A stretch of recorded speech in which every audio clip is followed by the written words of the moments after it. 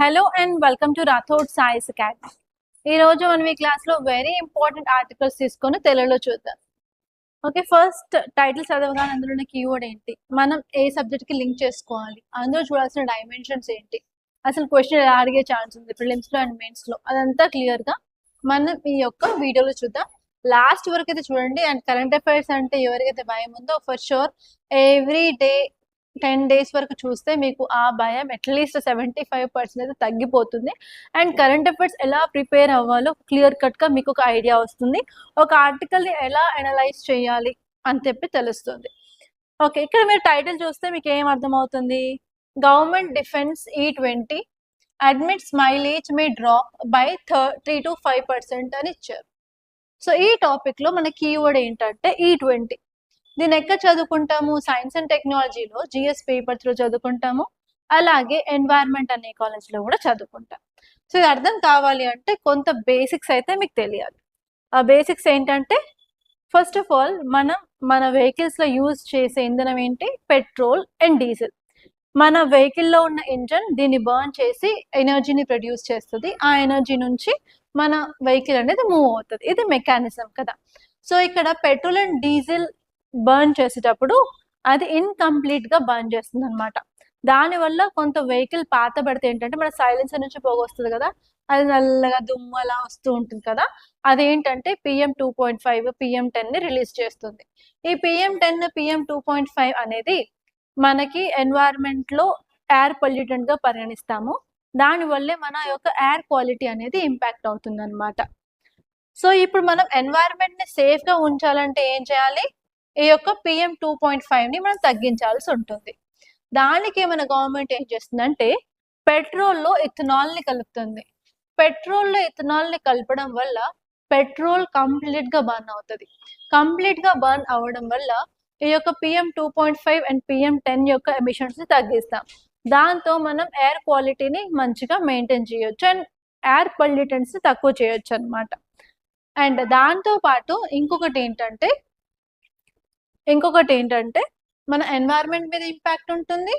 And అలాగే మనం యొక్క పెట్రోల్ ఎక్కడి నుంచి వస్తుంది, క్రూడ్ ఆయిల్ని ప్రాసెస్ చేస్తే పెట్రోల్ డీజిల్ వస్తాయి. మన కంట్రీలో ప్రాపర్గా ఆయిల్ రిజర్వ్స్ లేనందున మనం వేరే కంట్రీస్ నుంచి దాన్ని ఇంపోర్ట్ చేసుకుంటున్నాం కదా.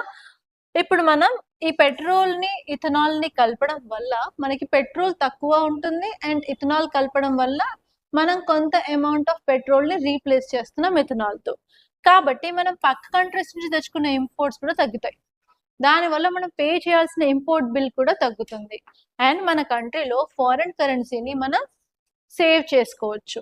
అలాగే పెట్రోల్ ఇథనాల్ రెండింటిని బ్లెండ్ చేయడం వల్ల ఏంటంటే మనకి కాస్ట్ అనేది కొంతవరకు తగ్గుతుంది అనమాట. ఎందుకంటే పక్క కంట్రీస్ తెచ్చుకోకుండా మనం ఇథనాల్ ఇండియాలో ప్రొడ్యూస్ చేసేది కలుపుతున్నాం కాబట్టి. దానివల్ల ఫ్యూయల్ ప్రైసెస్ కంట్రోల్లో ఉంటాయి. ఫ్యూయల్ ప్రైసెస్ కంట్రోల్లో ఉండడం వల్ల ట్రాన్స్పోర్టేషన్ కాస్ట్ కంట్రోల్ అవుతుంది. దానివల్ల overall goods and service prices మనం మెయింటైన్ చేయొచ్చు అనమాట. అండ్ నెక్స్ట్ ఎథనాల్ ఎక్కడి నుంచి తయారు చేస్తాం, మనం అగ్రికల్చర్ నుంచి తయారు చేస్తాం. అగ్రికల్చర్ వేస్ట్ కానీ షుగర్ కేన్ వేస్ట్ నుంచి అండ్ అగ్రికల్చర్ ప్రొడక్ట్స్ నుంచి మనం తయారు చేస్తాం అనమాట. దానివల్ల ఏమవుతుంది అంటే మనం ఫార్మర్స్ యొక్క ఇన్కమ్ని కూడా ఇంక్రీజ్ చేస్తాం. ఫార్మర్స్ యొక్క ఇన్కమ్ ఇంక్రీజ్ చేయడం వల్ల మనకి ఏమవుతుంది, ఫార్మర్స్ యొక్క సూసైడ్ని కూడా తగ్గించవచ్చు. అలాగే మన యొక్క ఫుడ్ వేస్టేజ్ ఏమైతే అవుతుందో ఆ ఫుడ్ వేస్టేజ్ని కూడా మనం కంట్రోల్ చేయొచ్చు అనమాట. ఇన్ని అడ్వాంటేజెస్ ఉన్నాయి మనకి E20 పెట్రోల్ని యూజ్ చేయడం వల్ల. అసలు E20 అంటే ఏంటంటే మనం 100 ml ఆఫ్ E20 తీసుకుంటే అందులో 20 ml ఏమో మనకి ఇథనాల్ ఉంటుంది అండ్ రిమైనింగ్ 80 ml ఏమో మనకి పెట్రోల్ ఉంటుంది. దీన్నే ఇథనాల్ బ్లెండెడ్ పెట్రోల్ అని కూడా అంటారు. అంటే 20% ఏమో ఇథనాల్, 80% పెట్రోల్, దాన్నే E20 అంటారు. సో రీసెంట్గా మనం చూసుకున్నట్లయితే న్యూస్లో E85 ఫ్యూయల్ కూడా ఉంది.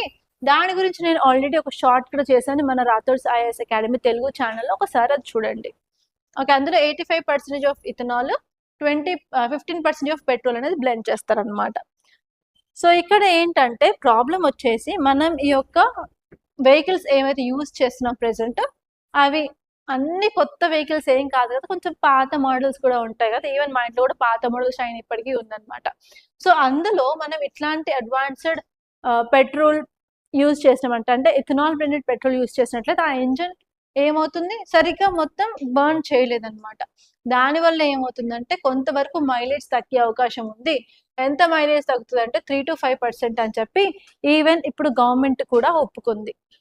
కానీ గవర్నమెంట్ ఏమంటుందంటే ఇప్పుడున్న ప్రెజెంట్ సిచ్యువేషన్‌లో E20 చాలా ఇంపార్టెంట్ అంటుంది. ఎందుకంటే మనం ఇంపోర్ట్స్ తగ్గించొచ్చు. ఇప్పుడు మనకు తెలుసు పరిస్థితి ఎలా ఉందో వెస్ట్ ఏషియాలో. మళ్ళీ సీజ్‌ఫైర్ బ్రోక్ అయింది. మళ్ళీ యూఎస్, ఇరాన్ మధ్య దాడులు జరుగుతూనే ఉన్నాయి. మళ్ళీ స్ట్రెయిట్ ఆఫ్ హార్మస్ క్లోజ్ చేసే ఛాన్సెస్ ఉన్నాయి. దానివల్ల షిప్ మూవ్‌మెంట్ తగ్గే ఛాన్స్ ఉంది. దానివల్ల మళ్ళీ మనకి క్రూడ్ ఆయిల్ క్రైసిస్ అలాగే న్యాచురల్ గ్యాస్ క్రైసిస్ కూడా రావచ్చు. అండ్ రీసెంట్‌గా మనం చదువుకున్నాము ఇంటర్నేషనల్ లెవెల్‌లో ఆయిల్ ప్రైస్ ఒక్కసారిగా 5% పెరిగింది సీజ్‌ఫైర్ బ్రోక్ అవ్వగానే అని చూసాం. ఇలాంటి పరిస్థితులలో ఫర్ ష్యూర్ మనం E20కి వెళ్తే సేఫ్‌గా ఉంటుందని చెప్పి గవర్నమెంట్ ఏమో ప్రతిపాదిస్తుందన్నమాట ఇంకొక సైడ్. ఓకే. ఇప్పుడు ఈ ఆర్టికల్‌ని చూసుకున్నట్లయితే ministry of petroleum and natural gas release చేశారన్నమాట ఒక ఎఫ్ఏక్యూ డాక్యుమెంట్. అందులో వాళ్ళు ఏం చెప్పారు అంటే మైలేజ్ తగ్గడం ఒక డ్రాబ్యాకే. కానీ ఇప్పుడున్న సిచ్యువేషన్‌లో ఇది యూజ్ చేయడం చాలా ఇంపార్టెంట్ అని చెప్పారు. ఎందుకంటే మనం ఎనర్జీ సెక్యూరిటీని ప్రొవైడ్ చేయాలి అన్నా, ప్రైస్ ఆఫ్ పెట్రోల్, డీజిల్‌ని కంట్రోల్ చేయాలన్నా కూడా బ్లెండింగ్ చాలా ఇంపార్టెంట్ అని చెప్పారు. అండ్ దాంతో పాటు ఫార్మర్స్ యొక్క ఇన్‌కమ్‌ని కూడా మనం సపోర్ట్ చేయొచ్చు. Like maize based ethanol provide చేయొచ్చు. షుగర్ పేస్ట్ చేయొచ్చు. అగ్రికల్చర్ వేస్ట్ బేస్డ్ ఇథనాల్‌ని మనం ట్రై చేయొచ్చు అన్నట్టు. అండ్ ఈవెన్ ఎన్వైర్న్‌మెంట్‌లో కూడా మనకు చాలా అడ్వాంటేజెస్ ఉన్నాయి. అదేంటంటే హైయర్ ఆక్టేన్ రేటింగ్ ఉంటుంది. దాంతో పాటు మనకి faster combustion, better pickup, cleaner engine operation, దాంతో పాటు పార్టిక్యులేట్ ఎమిషన్స్ కూడా తగ్గుతాయి అని చెప్తున్నారు. And even life cycle emissions కూడా తగ్గిపోతాయి. ఎస్పెషల్లీ కార్బన్ డయాక్సైడ్ ఎమిషన్స్ 40% మనకి తగ్గే ఛాన్సెస్ ఉన్నాయి ఈ యొక్క E20ని యూజ్ చేయడం వల్ల అని కూడా చెప్పారు. అండ్ దాంతో పాటు ఓవరాల్ క్వాలిటీ ఆఫ్ ఆయిల్ అనేది చాలా బాగుంటుంది అని చెప్పడం జరిగింది.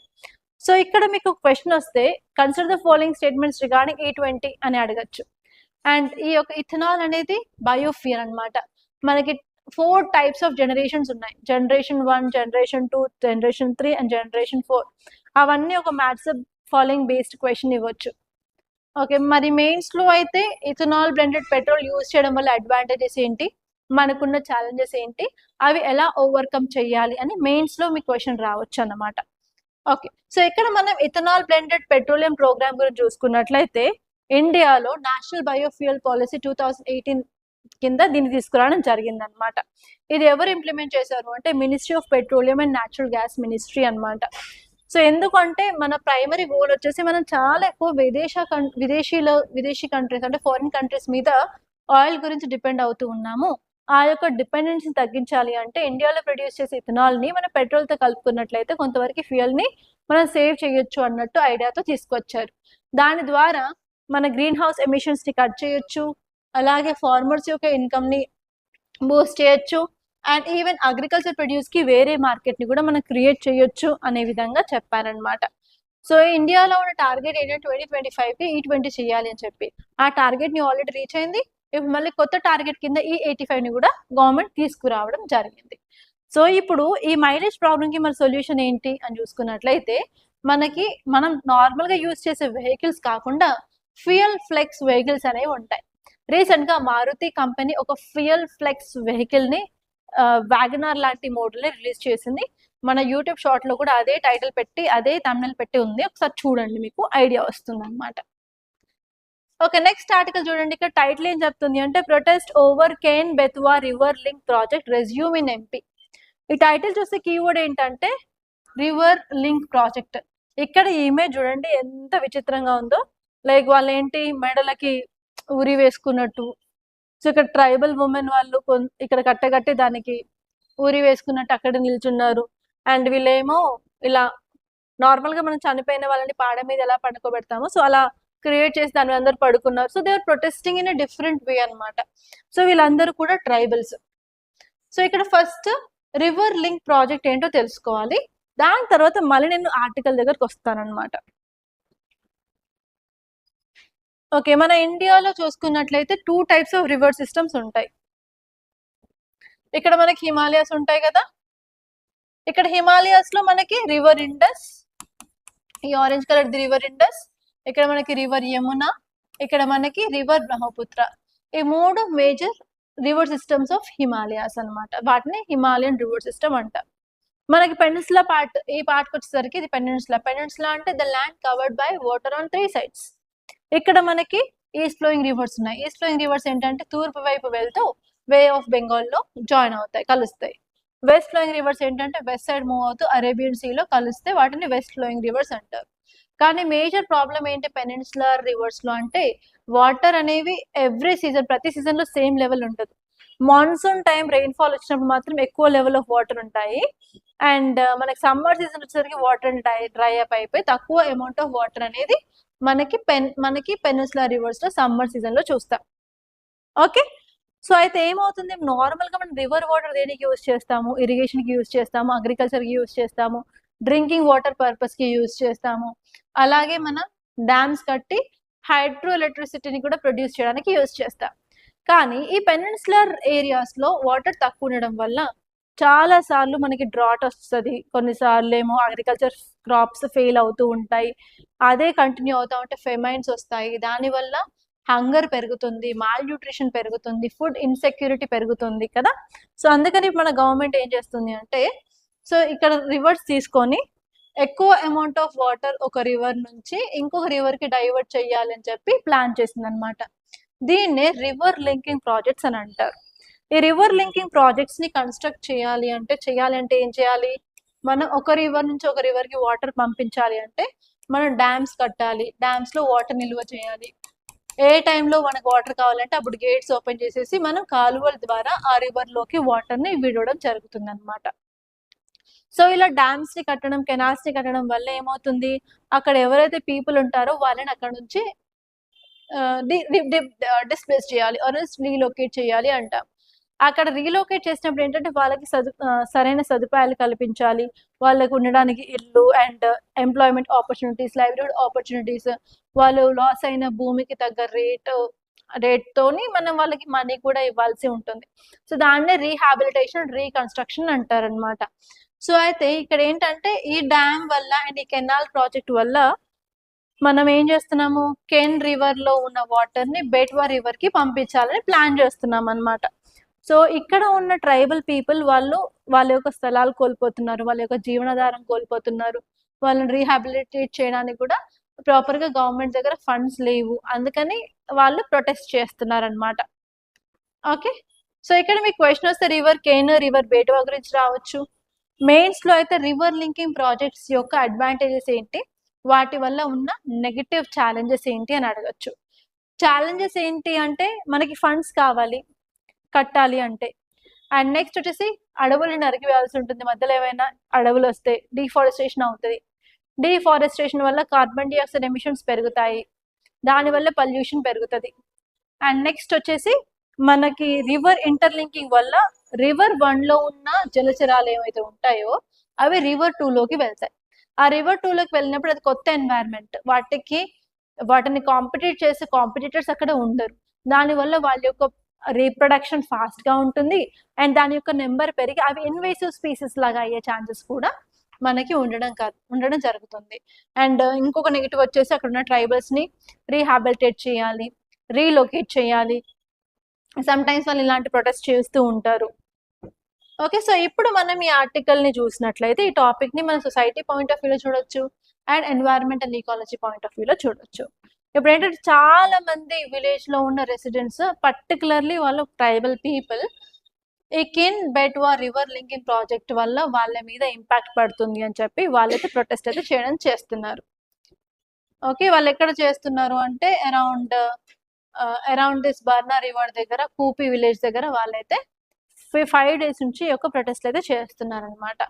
అసలు ఈ can Betwa river linking project ఏంటంటే ఇది ఫస్ట్ రివర్ ఇంటర్లింకింగ్ ప్రాజెక్ట్ అనమాట ఇండియాలో. మనము కెనాల్స్ అండ్ దౌదాన్ డ్యామ్ కట్టేసి ఈ కెన్ లో ఉన్న వాటర్ ని బేట్వా బేసిన్ కి పంపించాలని ప్లాన్ చేస్తున్నాం.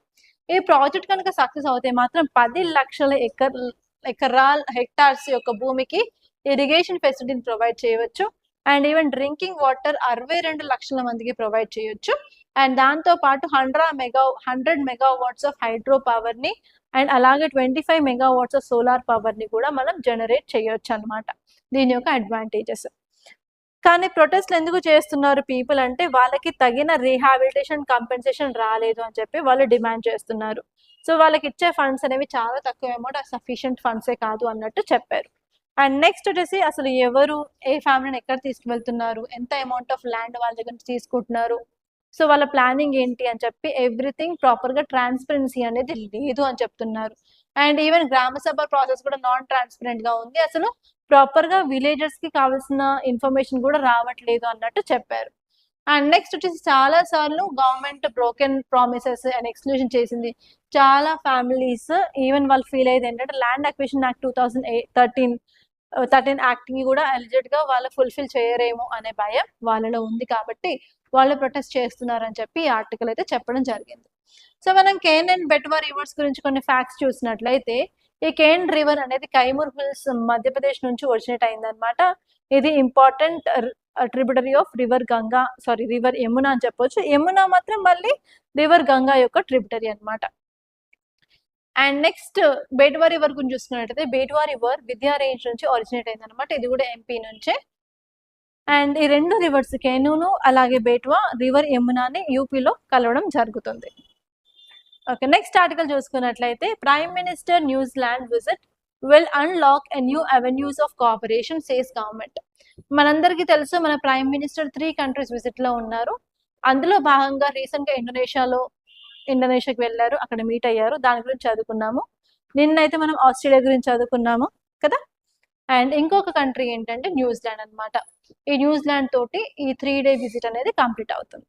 సో ఇక్కడ మనం ఈ మీటింగ్ వల్ల మనకు వచ్చే లాభాలు ఏంటి, కోఆపరేషన్ ఎక్కడెక్కడ ఎక్స్పెక్ట్ చేయొచ్చో చూసుకోవాలి.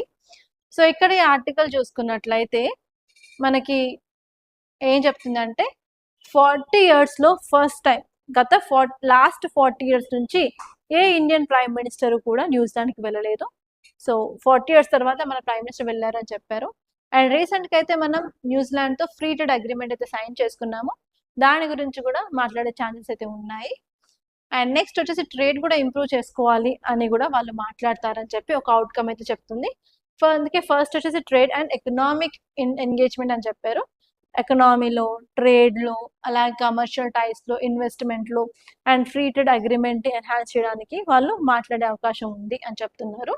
అండ్ నెక్స్ట్ వచ్చేసి డిఫెన్స్ అండ్ మ్యారిటైమ్ సెక్యూరిటీ, మన యొక్క డిఫెన్స్ కోఆపరేషన్ అలాగే జాయింట్ ఎక్సర్సైజెస్ అండ్ ఈవెన్ వాళ్ళు ఏమైనా కొత్త టెక్నాలజీ చేసినట్లయితే డిఫెన్స్ ఎక్విప్మెంట్లో అవి కూడా షేర్ చేసుకునే అవకాశాలు అయితే ఉన్నాయి. అండ్ నెక్స్ట్ వచ్చేసి ఎడ్యుకేషన్ టెక్నాలజీలో స్కిల్ డెవలప్మెంట్, మనం ఇండియా నుంచి ఇండియన్స్ని హైయర్ ఎడ్యుకేషన్ కోసము లేదా సమ్ సర్టిఫికేట్ కోర్సెస్ కోసం పంపించవచ్చు, న్యూజిలాండ్ నుంచి ఇండియాకి రావచ్చు. సో అలా ఎడ్యుకేషన్ టెక్నాలజీలో వాళ్ళు మాట్లాడే ఛాన్సెస్ ఉన్నాయి. దాంతోపాటు ఇండియా స్పోర్ట్స్ అండ్ కల్చర్ టూరిజంని కూడా ప్రమోట్ చేస్తుంది. అండ్ నెక్స్ట్ వచ్చేసి న్యూజిలాండ్లో ఉన్న ఇండియన్ డయాస్పోరా కూడా సేఫ్టీ అండ్ సెక్యూరిటీ ప్రొవైడ్ చేయడం గవర్నమెంట్ ఆఫ్ ఇండియా ఒక రెస్పాన్సిబిలిటీ, కాబట్టి పీపుల్ టు పీపుల్ టైస్ కూడా ఇంప్రూవ్ అయ్యే ఛాన్సెస్ అయితే ఉన్నాయన్నమాట. అండ్ ఈ మీటింగ్ వల్ల మనకు వచ్చే ఇంపాక్ట్ ఏంటి అని చూసుకున్నట్లయితే ఇండియన్ ఓషన్ రీజియన్లో మనం సెక్యూరిటీని ఇంప్రూవ్ చేసే ఛాన్సెస్ ఉన్నాయి, ఎందుకంటే న్యూజిలాండ్ అనేది ఇండో పసిఫిక్ రీజియన్లో బార్డర్ షేర్ చేసుకుంటుంది కాబట్టి. అండ్ దాంతో పాటు మన యాక్టిస్ట్ పాలసీలో కూడా మన ఎంగేజ్మెంట్ అనేది డీపెన్ అయ్యే ఛాన్సెస్ ఉంటాయి. అండ్ ఈవెన్ మన ట్రేడ్లో, డిఫెన్స్లో అండ్ కనెక్టివిటీలో కూడా మన యొక్క పార్ట్నర్షిప్ కూడా పెరుగుతుంది. అండ్ ఓవరాల్గా మన యొక్క ఫ్రీ ట్రేడ్ అగ్రిమెంట్ని మనం ఎక్స్పాండ్ చేసుకోవచ్చు, ఇంకా ఇంక్రీజ్ నెంబర్ ఆఫ్ ఐటమ్స్ని పెట్టుకోవచ్చు. అండ్ ఇంకా ఫర్దర్గా ట్రేడ్ని ఇంప్రూవ్ చేసుకోవడానికి ఇన్వెస్ట్మెంట్ని, కమర్షియల్ లింకేజెస్ని, క్లీన్ ఎనర్జీని కూడా ప్రమోట్ చేసే ఛాన్స్ అయితే ఉన్నాయి. అండ్ నెక్స్ట్ వచ్చేసి డిఫెన్స్ అండ్ సెక్యూరిటీ డైమెన్షన్స్ చూసుకున్నట్లయితే బార్డర్ మేనేజ్మెంట్ సెక్యూరిటీని మనం ఇంపార్ట్ చేసుకోవచ్చు. దాంతోపాటు పీపుల్ టు పీపుల్ టైస్ని కూడా ఇంక్రీజ్ చేసుకోవచ్చు. And even soft power and diaspora community డిప్లొమసీని కూడా మనం ఎన్హాన్స్ అయితే చేసుకోవచ్చు అన్నమాట. ఇది ఈ టాపిక్ గురించి in details. And next topic వచ్చేసి fix the house governments should regulate social media platforms not users. ఈ యొక్క ఆర్టికల్ చూసుకున్నట్లయితే నిన్న మనం చెప్పుకున్న క్లాస్కి ఇది కొంచెం ఎక్స్టెన్షన్ అనమాట. నిన్న ఏం చెప్పుకున్నాము, మన ప్రైమ్ మినిస్టర్ ఆస్ట్రేలియా విజిట్లో ఉన్నారు. అండ్ ఆస్ట్రేలియా రీసెంట్గా 2024లో ఒక చట్టాన్ని తెచ్చింది. ఆ చట్టం ద్వారా సోషల్ మీడియాని బ్యాన్ చేస్తుంది చిల్డ్రన్ బిలో 16 years అని మనం చదువుకున్నాం కదా. సో అది కూడా లైక్ బాగుంది. అండ్ మన ప్రైమ్ మినిస్టర్ కొన్ని ఫేవరబుల్ స్టేట్మెంట్స్ ఇచ్చారు. అదే విధంగా అదే లైన్స్‌లో మన ఇండియాలో 2 స్టేట్స్ అయితే అలాంటి చట్టాలు తీసుకొచ్చాయి. అవి ఏంటి అంటే ఆంధ్రప్రదేశ్ అండ్ కర్ణాటక అన్నమాట. కానీ నిన్న మనం ఏం చదువుకున్నాం, చాలా ఛాలెంజెస్ అయితే ఉన్నాయనుకున్నాం. ఆ ఛాలెంజెస్ ఏంటి? ఇప్పుడు పిల్లల పేరు మీద అకౌంట్లు తీసేస్తే, పెద్దల పేరు మీద అకౌంట్లు ఉంటాయి కదా! అవి యూజ్ చేసుకోవచ్చు. నార్మల్‌గా చూసినట్లయితే ఇంట్లో పేరెంట్స్ ఫోన్ మాట్లాడే టైంలో కంటే ఎక్కువ టైం పిల్లల దగ్గరే ఉంటాయి. ఈవెన్ నా కేస్ కూడా అంతే. ఆఫీస్ ఫోన్ నా దగ్గర కంటే ఎక్కువ నా 3 ఇయర్స్ కిడ్స్ దగ్గర ఉంటది. అదెప్పుడు మోగుతూనే ఉంటుందనమాట. లైక్ వాళ్ళ ఇష్టం వచ్చింది చూసుకుంటూ ఉంటారు. లైక్ కార్టూన్స్ కానివ్వండి, రైమ్స్ కానివ్వండి, ఆల్ఫాబెట్స్ నేర్చుకోవడం. And my son is very very fond of animals అనమాట. వాడికి ఎస్పెషల్లీ డైనోసార్స్, లిజర్డ్స్ అంటే చాలా ఇష్టం. డైనోసార్స్, లిజర్డ్సే అవి చూస్తూ ఉంటాడు. And even I want to share one thing. నాకు ఇప్పుడు సడన్ గా గుర్తొచ్చింది. I got a strike. So మొన్న ఏమైందంటే ఐఎమ్ ఫీడింగ్ మై సన్, తినిపిస్తూ ఉన్నాను. సో అప్పుడు ఏమైంది, వాడు కంపల్సరీ స్క్రీన్ ఉంటేనే తింటాడనమాట. తీసుకొచ్చాడు. మమ్మ ఫోన్ అన్నాడు. నా ఫోనే కావాలట, అది కూడా ఇన్స్టెంట్ ఫోనే కావాలట. తీసుకొచ్చుకున్నాడు. పెట్టాడు. పెట్టిన తర్వాత ఏం చూస్తావురా అని అడిగాను. ఏం చూస్తావు చెప్పు. వాడు ఇంట్రెస్టింగ్ గా చూస్తా ఉంటే నా పని తొందరగా అయిపోతుంది అనమాట. ఏం చూస్తావంటే గాయి గాయి అన్నాడు. ఆ గాయి అంటే నాకేంటో అర్థం కాలేదు.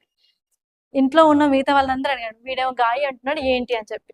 వాడు గాయి అంటున్నాడు, ఏడుస్తున్నాడు, కింద పడి పొరలాడుతున్నాడు. కానీ నాకేంటో అర్థం అవ్వట్లేదు. ఇంట్లో ఎవరికి అర్థం కావట్లేదు.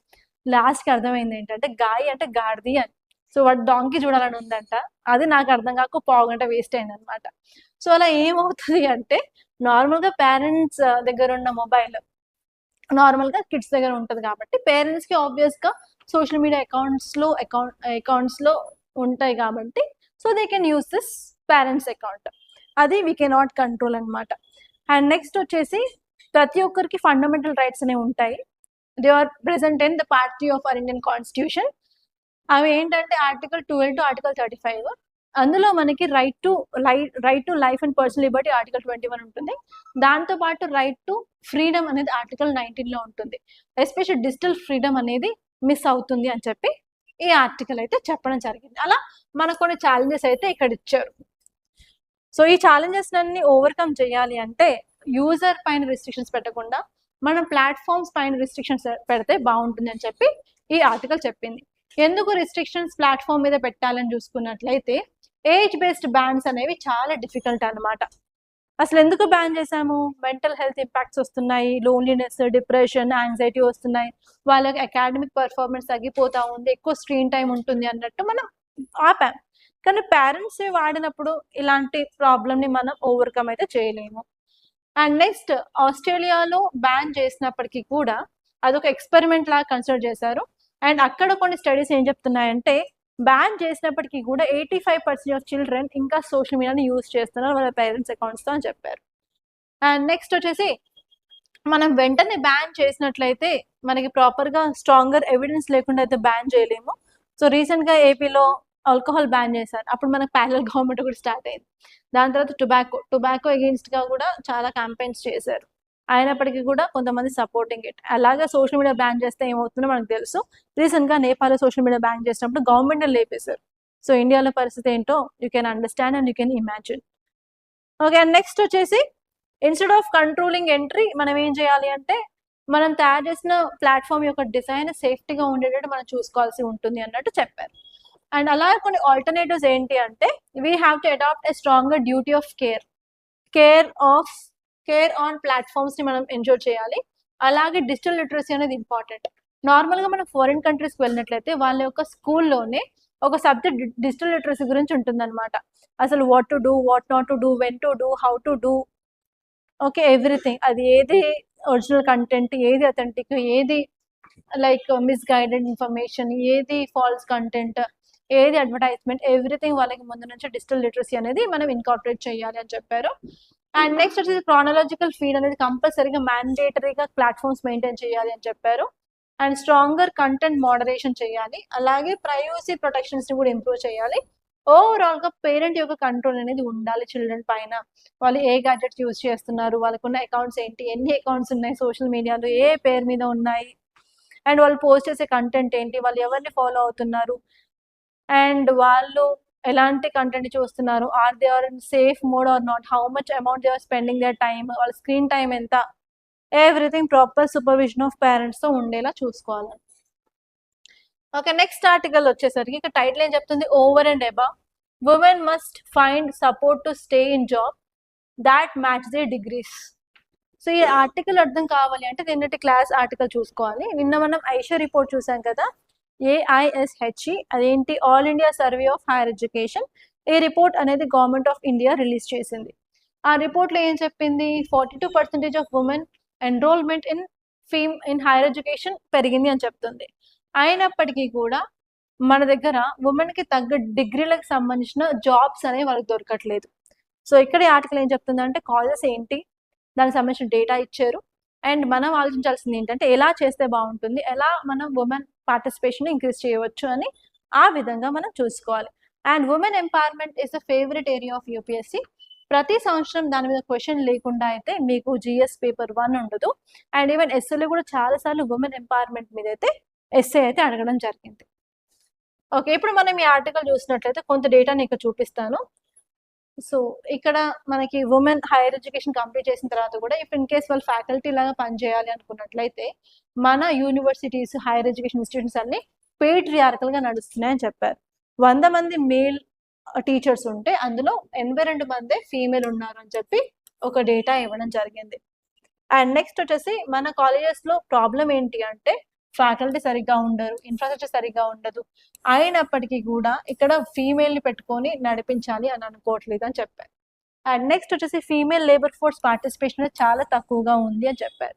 ఎందుకంటే సొసైటల్ ఎక్స్పెక్టేషన్ అంటే వన్స్ పెళ్ళైన తర్వాత కోడలు అంటే ఇలాగే ఉండాలి, పొద్దుగా 4ంటికి లేవాలి, తులసి చుట్టూ తిరగాలి, పూజ చేయాలి, అందరికీ వంట చేయాలి, అందరు లేచే కంటే ముందే లెగాలి, క్లీన్ చేసుకోవాలి, ఇల్లు ఎలా ఉందో ఆ ఇంటి ఆడపిల్లని చూసి చెప్పొచ్చు అన్నట్టు కూడా మనకు చాలా ఉన్నాయన్నమాట. సో అలా సొసైటల్ ఎక్స్పెక్టేషన్స్ వల్ల కూడా ఉమెన్ బయటికి రాలేక చాలా వరకు వాళ్ళు చదువుకి చేసిన జాబ్స్కి ఆర్ ఉండడానికి చేస్తున్న దానికి సంబంధం లేకుండా పోయింది. అండ్ నెక్స్ట్ వచ్చేసి డొమెస్టిక్ రెస్పాన్సిబిలిటీస్ చాలా ఎక్కువగా ఉంటాయి.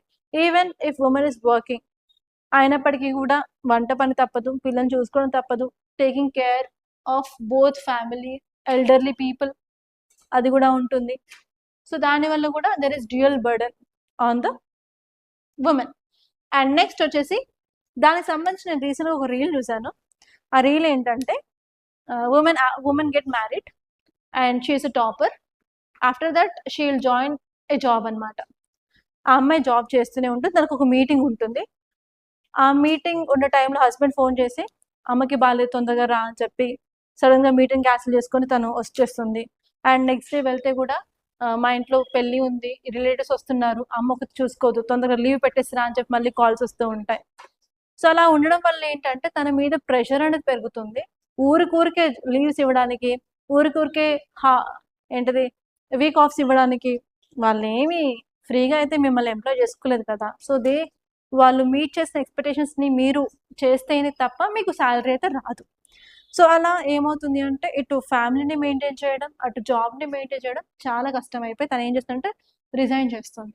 రిజైన్ చేసిన తర్వాత వాళ్ళ హస్బెండ్ వెటకారంగా ఒకటి అంటాడు, నీకు ముందే చెప్పా నీకు చేత కాదు అని చెప్పి, ఎందుకు జాయిన్ అయ్యావు అని చెప్పి మళ్ళీ రివర్స్గా అనడం. దానికి తనంతా ఎక్స్ప్లెనేషన్ ఇస్తుంది అనమాట. సో నేను కూడా రేపటి నుంచి ఇలాగే కాల్ చేస్తాను, మీరు వచ్చి ఇంట్లో కూర్చుంటారా అని చెప్పి she will give strong counter అనమాట. I like that video actually. So అలాంటి చూస్తూ ఉంటే ఏంటంటే మనకి సొసైటీలో ఉన్న రియాలిటీస్ అనేవి తెలుస్తూ ఉంటాయి. ఓకే, అలా domestic responsibilities are more. And even women ఎక్కడికి వెళ్ళినా కూడా ప్రాపర్ సేఫ్టీ అయితే ఫర్ షూర్ లేదు అనే చెప్తాను.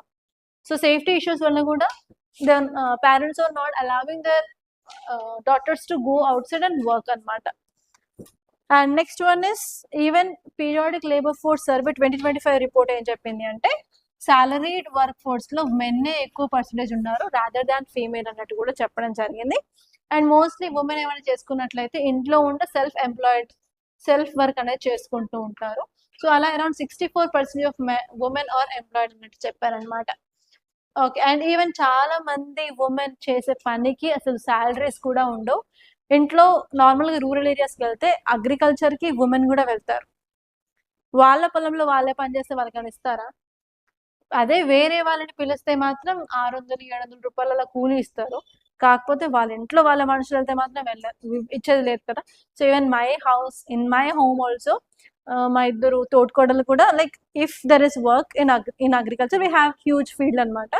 సో అక్కడికి వాళ్ళు ఫార్మ్స్కి వెళ్ళినప్పుడు కూడా they won't get any salary. వాళ్ళు ఇంకా మార్నింగ్ ఇంట్లో పనంతా చేసి ఇల్లంతా నీట్గా పెట్టుకొని and we have a very big house అనమాట. అదంతా పెట్టుకొని వంట చేసుకుంటూ అండ్ వీ హ్యావ్ ఎంప్లాయర్స్, వాళ్ళందరికీ ఆఫ్టర్నూన్ మళ్ళీ ఫుడ్ పెట్టాలి.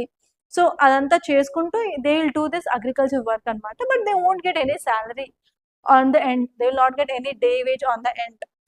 సో అలాగే even whatever the work which is done by women like care work, వాళ్ళ పిల్లలకి ప్రొవైడ్ చేస్తుంది కేర్, వాళ్ళకి ప్రతి ఒక్కటి she will become a teacher.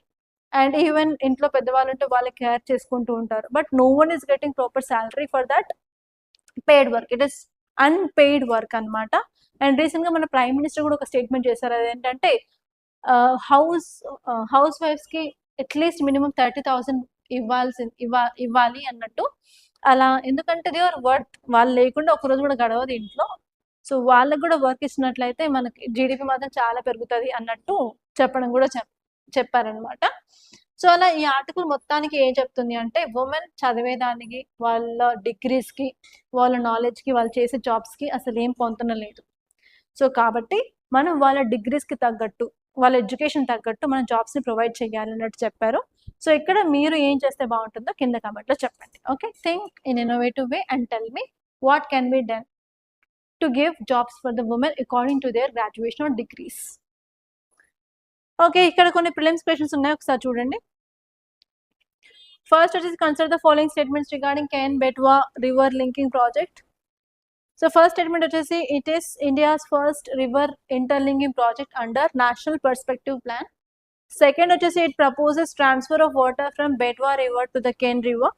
Third వచ్చేసి both the Ken and Betwa rivers are tributaries of Yamuna river. ఇందులో ఏవి కరెక్టో ఒకసారి చూసుకొని కింద కామెంట్ సెక్షన్లో ఆన్సర్ అయితే పోస్ట్ చేయండి. అండ్ నెక్స్ట్ వచ్చేసి with reference to E20 fuel consider the following statements. ఇక్కడ ఫస్ట్ వచ్చేసి E20 is a blend containing 20% ethanol and 80% petrol. Second వచ్చేసి ethanol used in India is primarily produced from sugar cane and food grains. Third వచ్చేసి E20 fuel can be used in every petrol vehicle without any modification. So ఇందులో extreme statements ఏమైనా చూసుకొని కింద answer అయితే కమెంట్లో చెప్పండి. That's all guys. మీరు కనుక మీ యూపీఎస్సీ ప్రిపరేషన్ స్టార్ట్ చేయాలి, కోచింగ్ తీసుకోవాలనుకున్నట్లయితే మన దగ్గర ఆన్లైన్లో అండ్ ఆఫ్లైన్లో కోచింగ్ అయితే అవైలబుల్గా ఉంది. అండ్ కొత్త బ్యాచ్ వచ్చేసి July 18 నుంచి స్టార్ట్ అవుతుంది. And if you want to know more details of this course you can call us on this number 8074765513. అలాగే మీరు ఇన్స్టిట్యూట్కి రావాలనుకున్నట్లయితే you can come to RV academy. మన అకాడమీ వచ్చేసి అశోక్ నగర్ హైదరాబాద్లో ఉంది. అక్కడికి వచ్చి వికాస్ బుక్ సెంటర్ అనేది ఎవరైనా చెప్తారు అశోక్ నగర్లో. దానిపైన సెకండ్ అండ్ థర్డ్ ఫ్లోర్లో మన అకాడమీ ఉంటుంది. You can come and you can meet me. నేనైతే మార్నింగ్ నుంచి ఈవినింగ్ వరకు అకాడమీలో ఐ విల్ బి అవైలబుల్ అండి. Okay, that's all guys. I wish you all the best. Thank you so much. And even మన దగ్గర anthropology batch కూడా start అవుతుంది August 3rd నుంచి. And both paper 1 and paper 2 నేనే deal చేస్తాను. మీరు కనుక ఆంథ్రోపాలజీ ఆప్షన్ తీసుకోవాలనుకుంటే కూడా you can contact us on the same number which is appear on the screen. And I wish you all the best. Thanks so much.